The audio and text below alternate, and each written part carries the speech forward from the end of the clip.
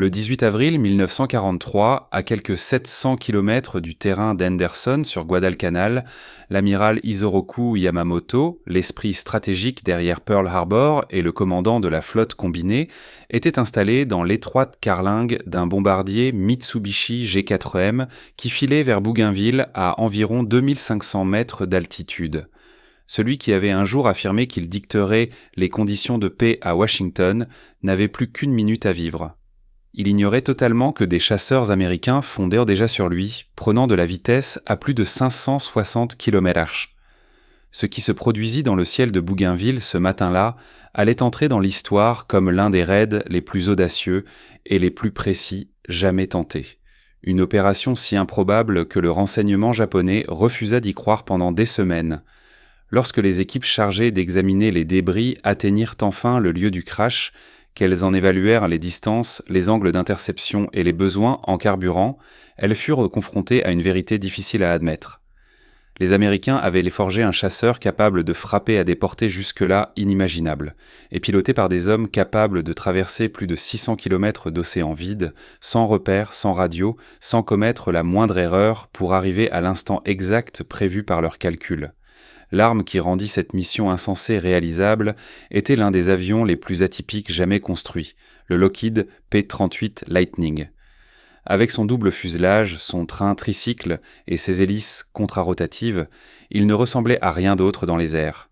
Les pilotes japonais, disait-on, l'avaient été surnommé Futago no Akuma, le diable à deux queues, bien qu'aucune source de guerre ne l'atteste vraiment. Peu importe, le surnom resta, et avec raison. Pourtant, ce matin d'avril, ni son apparence étrange ni sa réputation n'avaient de la moindre importance.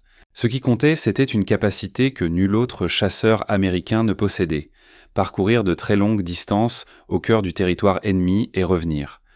L'histoire ne commence pas avec le décollage, mais avec un message. Le 13 avril 1943, les cryptanalystes du centre Hippo, à Pearl Harbor, interceptèrent, puis déchiffrèrent une transmission navale japonaise détaillant l'inspection que Yamamoto devait effectuer sur plusieurs bases avancées des îles Salomon. Le contenu était d'une précision stupéfiante. Heure de départ de Rabaul, heure d'arrivée à l'aérodrome de Balalae près de Bougainville. Type d'appareil, composition de l'escorte. Tout ce qu'il fallait pour organiser une interception. Les renseignements arrivèrent entre les mains de l'amiral Chester Nimitz quelques heures plus tard. Autoriser ce qui deviendrait l'opération Vengeance nécessitait l'aval du président. Éliminer un commandant ennemi soulevait des questions d'éthique militaire et de risque de représailles. Mais Yamamoto n'était pas un adversaire ordinaire. Il avait conçu l'attaque de Pearl Harbor, orchestré Midway et imaginé l'essentiel de la doctrine navale japonaise. Son importance stratégique et son aura nationale en faisaient une cible d'une valeur exceptionnelle. L'autorisation du président Roosevelt arriva sans hésitation. Amelile attrapé Yamamoto, la mission fut confiée au 309th Fighter Squadron, les Flying Knights, basés sur Guadalcanal. L'exécution, en revanche, s'annonçait presque impossible. L'aérodrome de Balalae se trouvait à plus de 435 miles au nord-ouest, au-delà d'un océan totalement dépourvu de points de navigation. Des îles aux mains des Japonais hérissés de postes d'observation surveillèrent la zone. La fenêtre d'interception ne dépasserait probablement pas 10 minutes. Pire encore, aucun chasseur américain stationné à Guadalcanal n'avait l'autonomie suffisante pour aller jusqu'à Bougainville et revenir. Le F-4F Wildcat ne pouvait parcourir qu'environ 280 km en mission de combat. Le F-4U Corsair, plus récent, atteignait environ 640 km, mais seulement s'il volait dans des conditions idéales, sans montée brutale, sans combat aérien, bref, dans un scénario peu réaliste. Un seul appareil américain pouvait accomplir ce voyage, le Lockheed P-38 Lightning.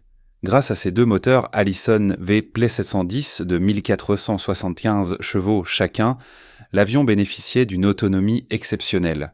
Avec ses réservoirs internes et deux bidons de 165 gallons, le Lightning pouvait, en théorie, couvrir près de 1850 km. Dans les faits, la mission exigeait beaucoup plus.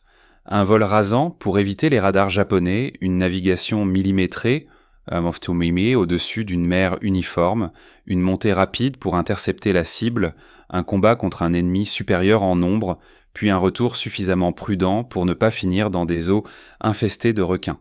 La planification et le commandement furent confiés au major John Mitchell, vétéran introverti mais redoutablement méticuleux, crédité de 9 victoires aériennes.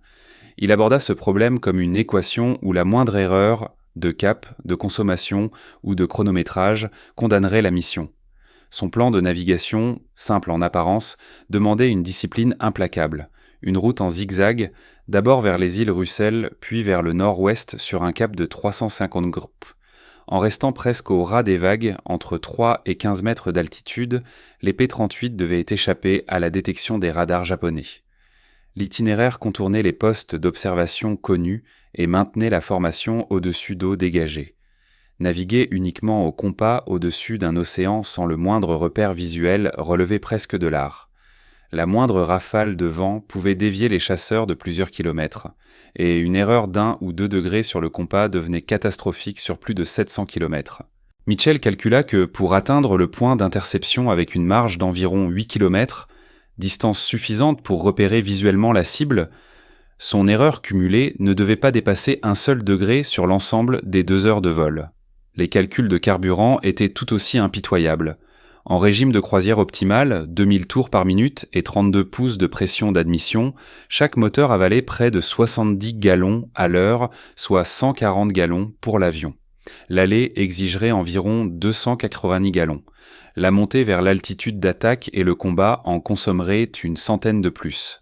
Le retour en réclamerait encore 280, au total 660 gallons, ce qui ne laissait qu'une maigre réserve d'une centaine de gallons. Mitchell exigea une discipline absolue. Silence radio complet, vitesse stabilisée autour de 186,5 km/h, aucune manœuvre superflue. Un virage brusque, une montée inutile, une poussée trop franche sur la manette des gaz, et c'était du carburant irrécupérable perdu au milieu de l'océan. Le soir du 17 avril, il réunit les 18 pilotes sélectionnés. L'annonce de l'identité de la cible fit l'effet d'un choc. Le capitaine Thomas Lanfière se souviendrait plus tard, la salle s'est figée. Quand on a compris qui nous allions traquer, plus personne n'a soufflé mot. Ce n'était pas une mission de plus, c'était l'homme qui avait orchestré Pearl Harbor. Le plan sur le papier semblait clair. Dans la réalité, il avait tout du cauchemar. 12 P-38 assureraient la couverture haute contre les intercepteurs japonais. 4 autres formeraient le groupe d'attaque chargé d'abattre les avions de Yamamoto. Mitchell guiderait l'ensemble de la formation. Lanfier et le lieutenant Rex Barber seraient les tireurs principaux au moment de l'interception. À 7h13, le 18 avril, les P-38 s'élancèrent de la piste métallique d'Henderson Field et montèrent dans le ciel limpide du matin. Chacun emportait tous ses réservoirs pleins, 2 bidons de 165 gallons, 4 mitrailleuses de kilobétius de calibre, contenant poiscande garnie d'océcranie de 500 cartouches, serma chacune, ainsi qu'un canon de 20 mm avec 150 obus. Leur masse dépassait les 8 tonnes, l'une des charges les plus lourdes jamais emportées par le Lightning en opération. La formation plongea ensuite jusqu'à frôler les vagues et mit cap au nord-ouest. Sous eux, le Pacifique s'étendait, immense, bleu et vide. Aucun repère, aucune radio, seulement le compas de Mitchell et son chronomètre. Une course contre le temps, contre le carburant et contre l'imperfection humaine. La configuration du P-38 jouait ici en leur faveur. Le double fuselage plaçait les moteurs loin de la cabine, réduisant considérablement les vibrations et le bruit, ce qui rendait supportable des vols de plusieurs heures.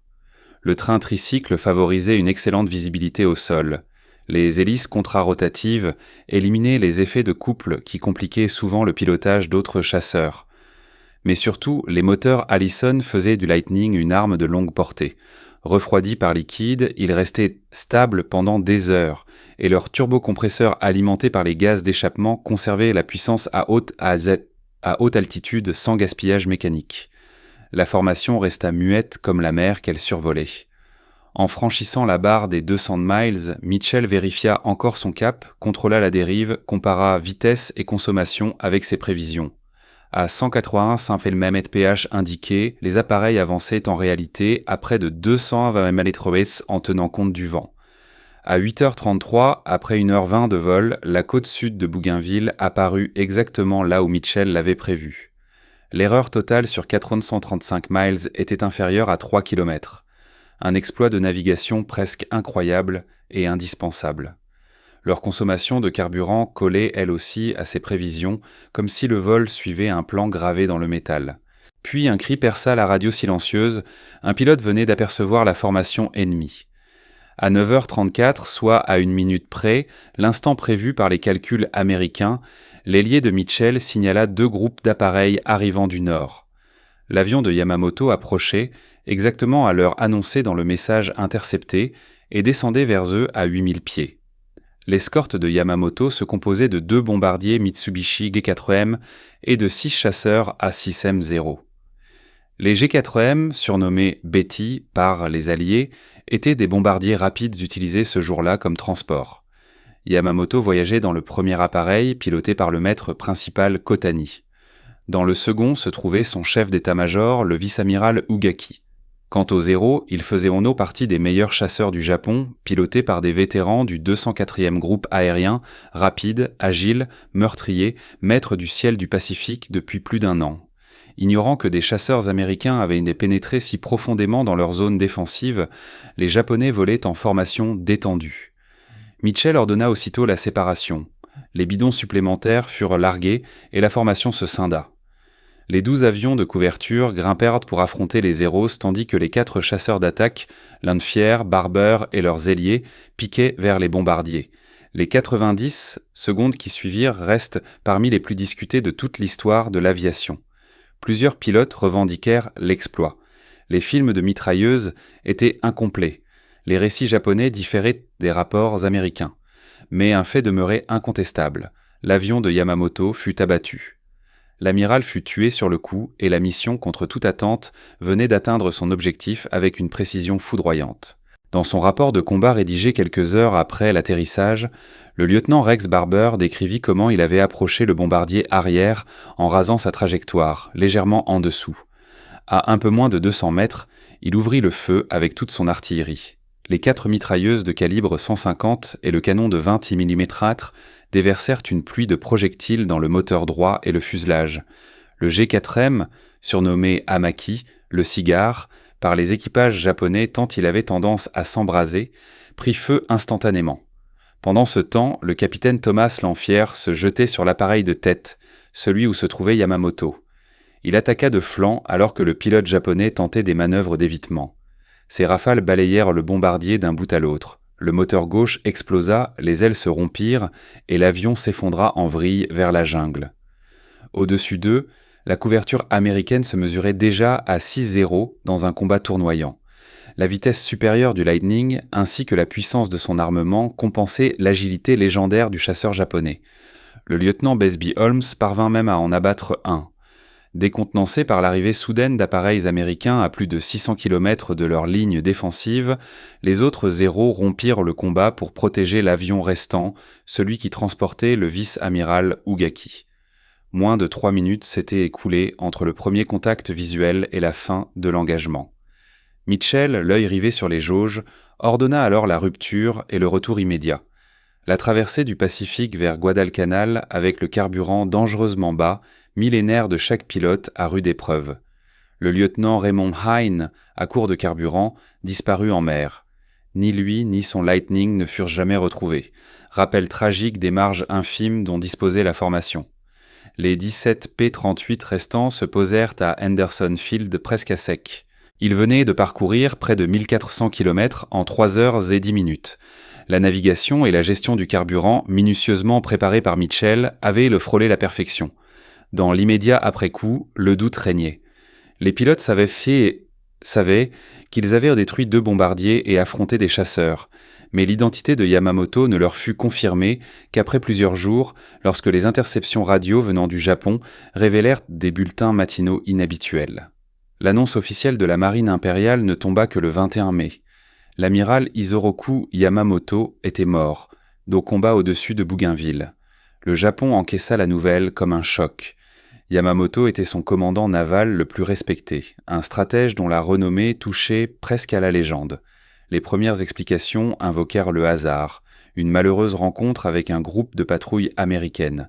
Mais lorsque les détails filtrèrent, les implications devinrent alarmantes, car les chasseurs américains étaient apparus à l'heure exacte, au point précis où se trouvait l'avion de Yamamoto, à plus de 700 km de leur base la plus proche. Soit une coïncidence extraordinaire, soit une vérité bien plus inquiétante. Les Américains lisèrent les codes japonais. Les équipes dépêchées sur le lieu du crash, près de Bouin, retrouvèrent le corps de Yamamoto encore sanglé à son siège, projeté hors du fuselage lorsque l'avion s'était brisé sur les arbres.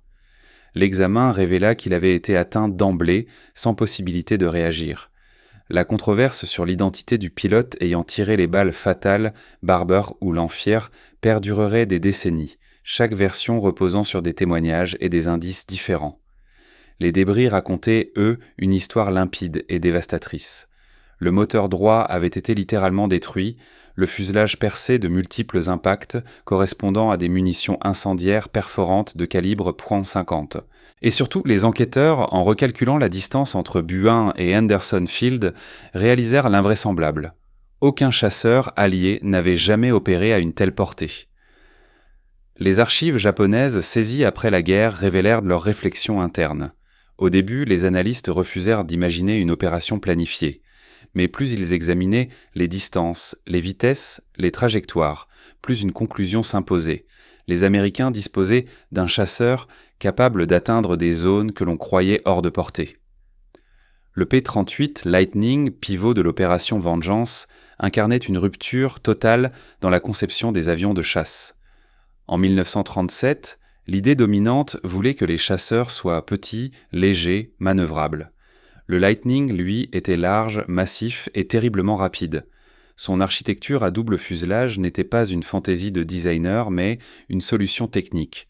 Lockheed, sous la direction de Hall Ibar et Clarence Kelly Johnson, devait loger une artillerie lourde dans le nez sans les contraintes du tir à travers l'hélice.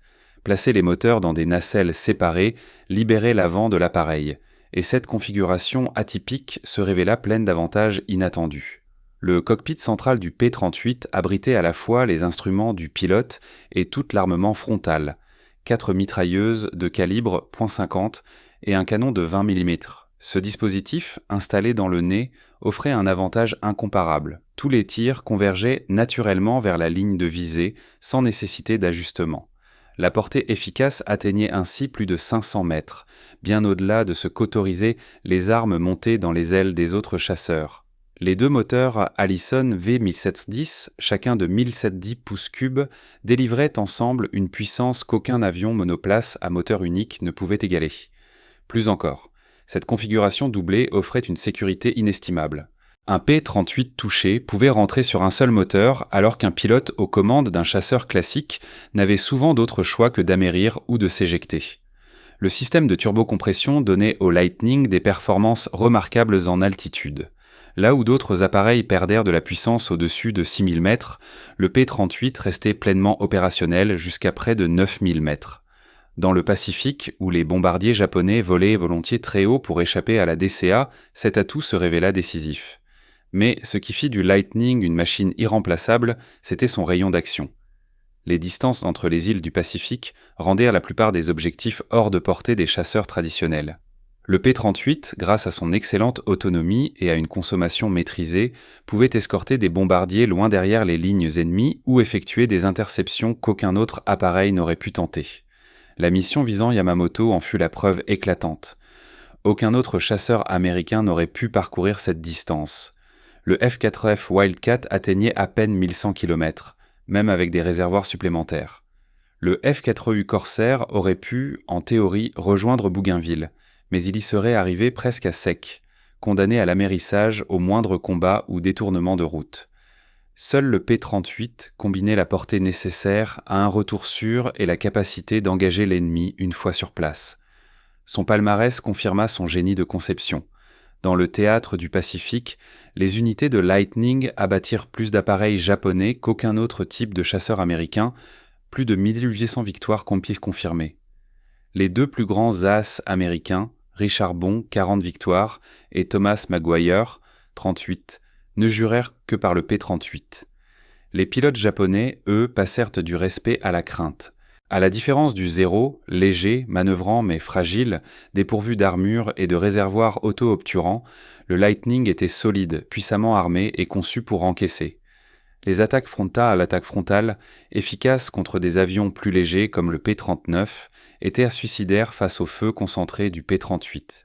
Saburo Sakai, l'as survivant le plus titré du Japon, écrivit après-guerre: le chasseur à double queue était rapide, redoutablement armé, et capable d'encaisser des dommages qui auraient détruit nos appareils. L'attaquer par l'arrière était risqué, l'attaquer de face était fatal. Vous fonciez droit devant 8 armes lourdes tirant ensemble. Le Lightning fut l'ennemi le plus dangereux que nous ayons affronté. L'impact stratégique de l'opération Vengeance allait bien au-delà de l'élimination d'un officier. La marine impériale ne se remit jamais de la perte de Yamamoto. Son successeur, l'amiral Mineichi Koga, manquait de sa vision et de son audace. Les opérations japonaises devinrent alors plus défensives, hésitantes, réactives plutôt que maîtresses du tempo. Plus grave encore, pour Tokyo, le succès de l'embuscade révélait que les Américains pénétrèrent désormais les communications japonaises au plus haut niveau. Les changements de code effectués après la mort de Yamamoto arrivèrent trop tard. Les cryptanalystes du centre Hippo les avaient déjà percés. Cet avantage informationnel jouerait un rôle clé dans les campagnes suivantes, des Philippines jusqu'à Iwo Jima. L'effet psychologique fut tout aussi profond. Si l'architecte de Pearl Harbor, escorté par des Zéros et volant à 400 miles à l'intérieur du périmètre japonais, pouvait être abattu avec une précision chirurgicale, alors aucun commandant japonais n'était à l'abri. Le message était limpide. La portée américaine n'avait plus de limite. Le renseignement américain voyait tout. Et les chasseurs américains pouvaient frapper n'importe où. Pour les forces américaines, c'était un immense coup de fouet moral à un moment où la victoire restait encore lointaine. L'opération démontrait que la technologie aéronautique des États-Unis, jointe à une planification rigoureuse et à des pilotes de haute compétence, permettait d'exécuter des missions d'une audace inouïe. Les aviateurs du Lightning qui participèrent à l'opération devinrent des figures légendaires. Le major John Mitchell, dont la navigation impeccable avait mené la formation à l'heure exacte après 700 km sans repère, reçut la Navy Cross, fait exceptionnel pour un officier de l'armée de l'air. Le capitaine Thomas Lanphier et le lieutenant Rex Barber, qui avaient directement engagé l'avion de Yamamoto, furent d'or décorés de la même distinction. La querelle persistante sur celui qui porta le coup fatal ne diminua jamais leur mérite.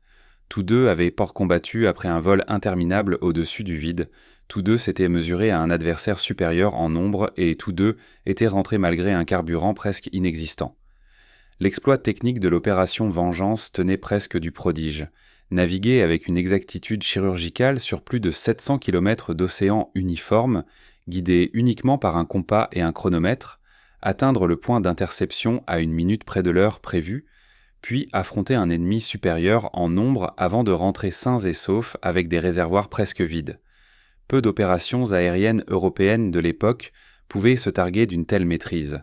Le P-38 Lightning, qui avait rendu l'opération possible, continua de servir avec éclat jusqu'à la fin de la guerre du Pacifique.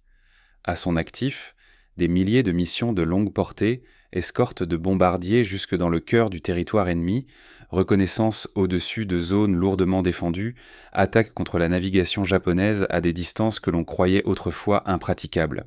Son architecture singulière, d'abord accueillie avec méfiance par les pilotes habitués aux chasseurs traditionnels, s'avéra taillée pour les vastes étendues du Pacifique. Le cockpit spacieux atténuait la fatigue lors de vols de 6 à 7 heures. Les deux moteurs donnaient une sécurité vitale. Nombre de pilotes rentrèrent sur un seul moteur après des dégâts en combat.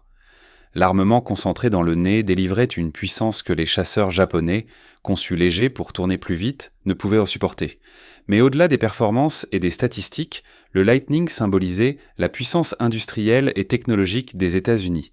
Tandis que le Japon peinait à remplacer ses Zéros perdus au combat, les lignes d'assemblage américaines produisaient des P-38 par milliers.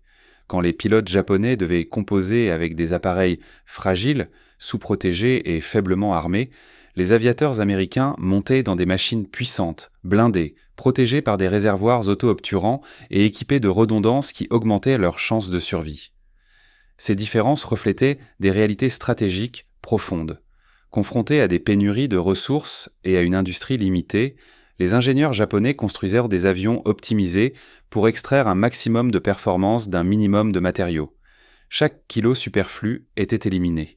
Plus d'armure, réservoirs vulnérables, structures allégées à l'extrême. À l'inverse, les concepteurs américains n'avaient pas à se soucier de telles restrictions. Aluminium abondant, moteurs produits en masse, chaînes d'assemblage gigantesques. Ils pouvaient concevoir des chasseurs lourds, solides, complets, sans compromis. Le P-38, près de 12 000 livres à pleine charge contre 6 000 pour un zéro, incarnait parfaitement cette philosophie.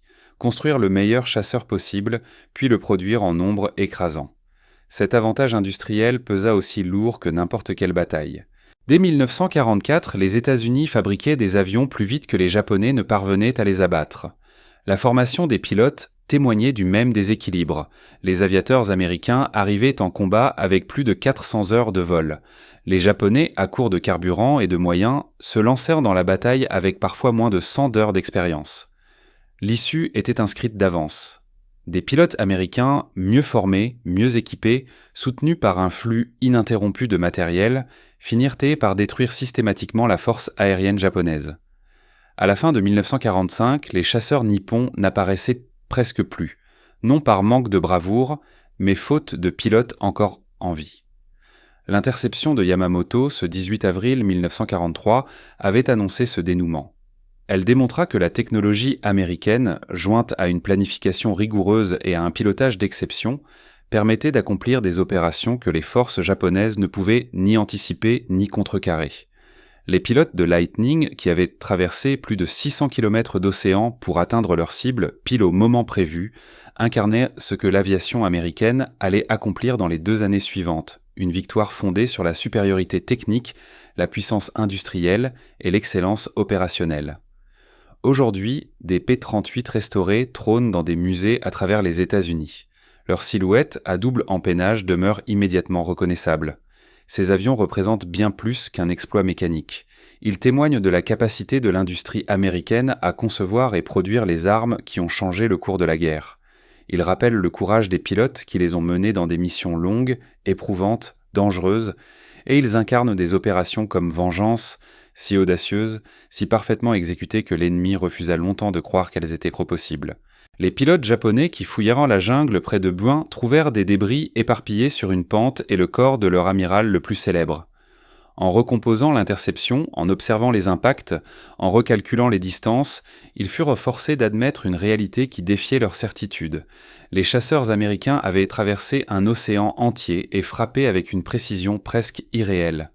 Le démon à la double queue, que les Japonais les réellement surnommés ainsi ou non, avait frappé, et Yamamoto en était devenu la victime la plus illustre. Abattu par des pilotes qu'il n'avait jamais vus, à bord d'avions dont il ignorait l'existence, suivant des renseignements qu'il ne soupçonnait pas compromis.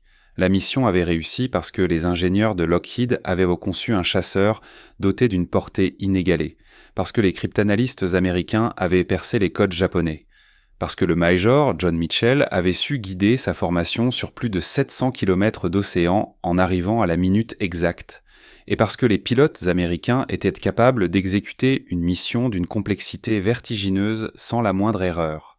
Cette combinaison, supériorité technologique, avance en matière de renseignement, planification rigoureuse et maîtrise du pilotage, définissait désormais la puissance aérienne américaine dans le Pacifique.